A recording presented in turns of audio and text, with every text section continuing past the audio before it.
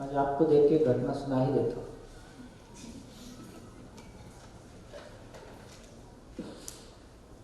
आपको बढ़िया घटना सुनाता हूँ। मैं नहरपारा में जहाँ रहता था, रायपुर में जहाँ घर था, एक पुराना घर था, तो किसी ने हमको रहने के लिए दिया कि आप यहाँ रहो और एक छोटा बच्चों का स्कूल चलाओ। और मैं भी चाहता था कि पत्नी का उसमें मन लगा रहे और मैं जहाँ घूमना होगा घूमता रहूँगा। तो घर पूरी पतली सी गली में अकेला दरवाजा था और उस गली के बच्चे, उनका एक एक्टिविटी था मनोरंजन का। वो उस दरवाजे में दिन में 10-5 बार लात मारते थे और फिर गाली वाली देके भाग जाते थे।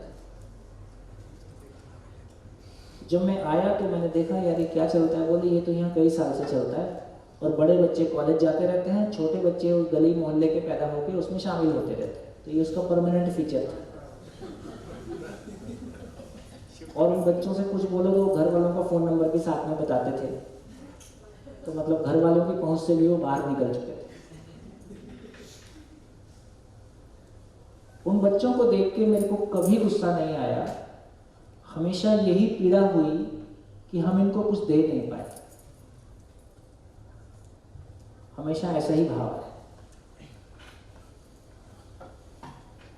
तो एक दिन मैं मोटरसाइकिल से घर में घुस रहा था और उनको पता नहीं था कि मैं यहाँ आ गया हूँ। वो लोग लात मार रहे थे तो मेरी पकड़ में 2 आए।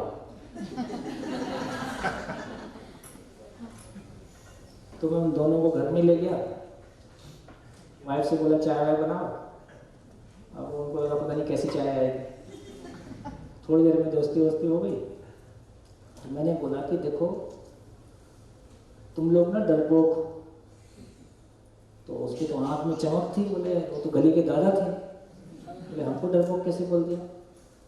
मैं देखा जब तुम लोग लात मारते हो तो फिर भागने की आवाज़ आती है, इसका मतलब तुम लोग डरते हो।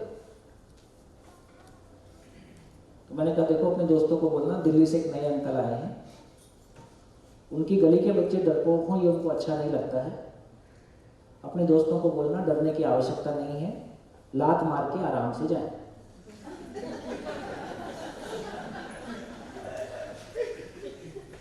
आप घर में बैठते हो तो पूरी बात सुनना ही था।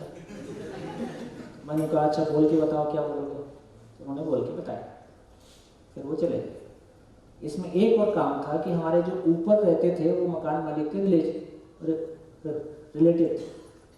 वो नीचे ये गाली देते थे, लात मारते थे, ऊपर से वो चिल्ला के गाली देता हुआ नीचे उतरता था। जब तक ये नीचे आता था तब तक बच्चे भाग जाते थे। ये बच्चों का मनोरंजन का तरीका था। ये रेगुलर एपिसोड था।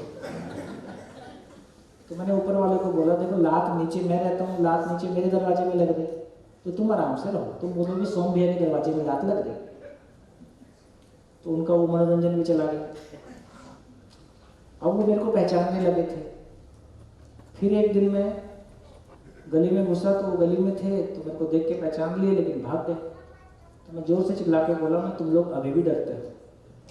वो तो मेरे हाथ। दिवाली आई तो अपने तो रोज दिवाली खाए पिए 9-10 बजे सो गए। रात को बम फूटते ही रहते। ऐसे आंगन में दरवाजा देखा तो दरवाजे में इतना बड़ा छेद, सुतली बम लगा के दरवाजा उड़ा दिया।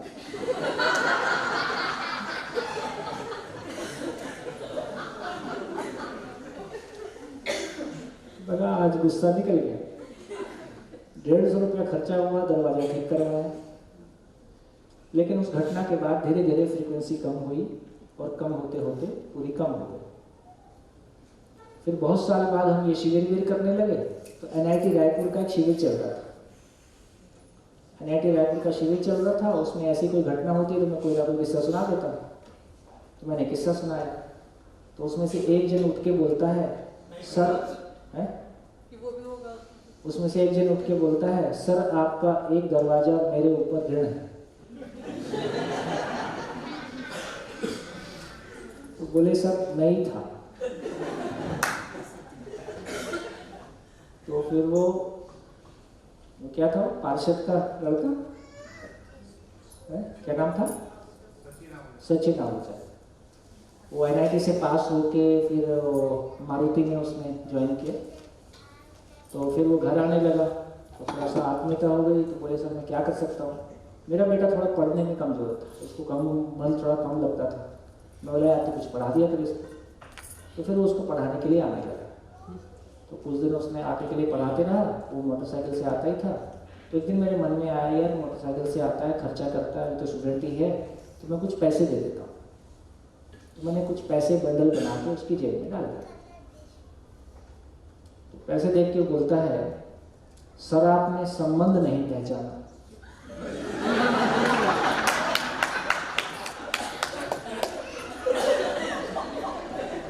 उसके बाद से वो नहीं आया।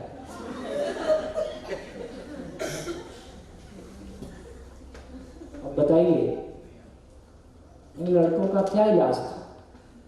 पुलिस में कंप्लेंट करते, मारपीट करते, उनके घर वालों को शिकायत करते, कोई तरीका काम नहीं करता था। केवल एक ही था कि उनके साथ जो भी आत्मीयता से बातचीत हुई, जो भी प्यार मोहब्बत से कुछ हो गया सो हो गया। तो इस घटना में एक ही काम हुआ कि यदि मैं उस घटना से प्रभावित नहीं हुआ और मैंने उसकी जिम्मेदारी को ओन किया, हम इन बच्चों को कुछ नहीं दे पाए इसलिए ये बच्चों ने ऐसा किया, ऐसा करते, अब इसके लिए क्या करें? तो कोई रास्ता निकल आएगा। तो इसका अर्थ है कि यदि